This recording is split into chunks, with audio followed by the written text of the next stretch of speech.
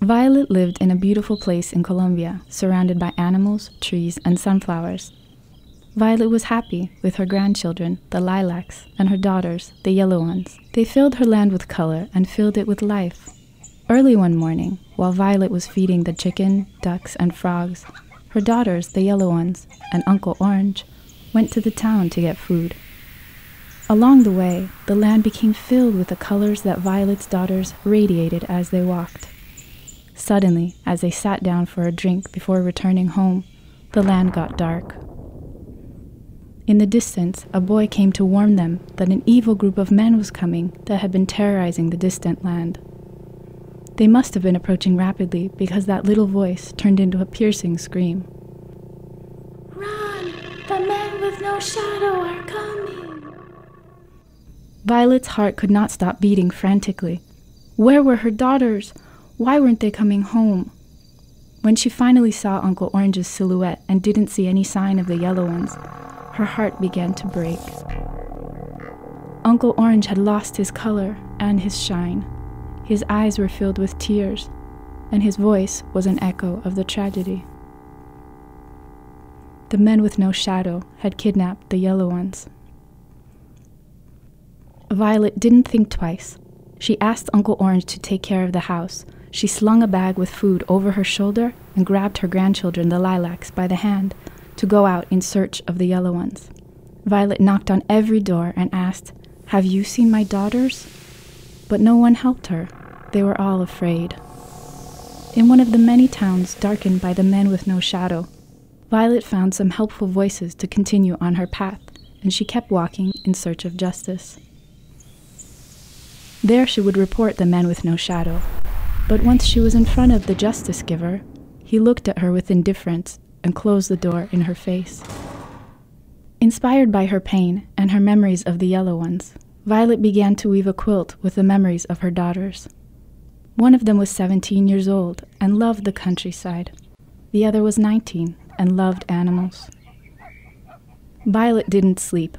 During the day, she took care of the lilacs, and at night, she worked on the memory quilt.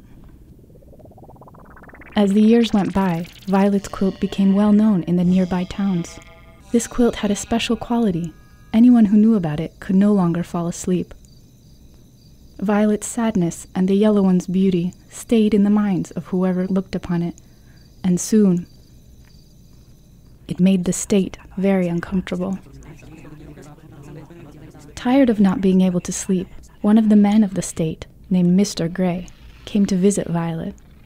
He told her that, yes, she had rights, but suddenly, with one silent movement, he leaned in and whispered to Violet, "You had better stop looking for them." Without even stopping her weaving, Violet glared at him with flashing eyes and said no to Mr. Gray and to all the others that came after him. One night, the men with no shadow sent her a message. They threatened to kill her if she did not stop weaving the quilt. Violet took the lilacs by the hand, grabbed the memory quilt, and left.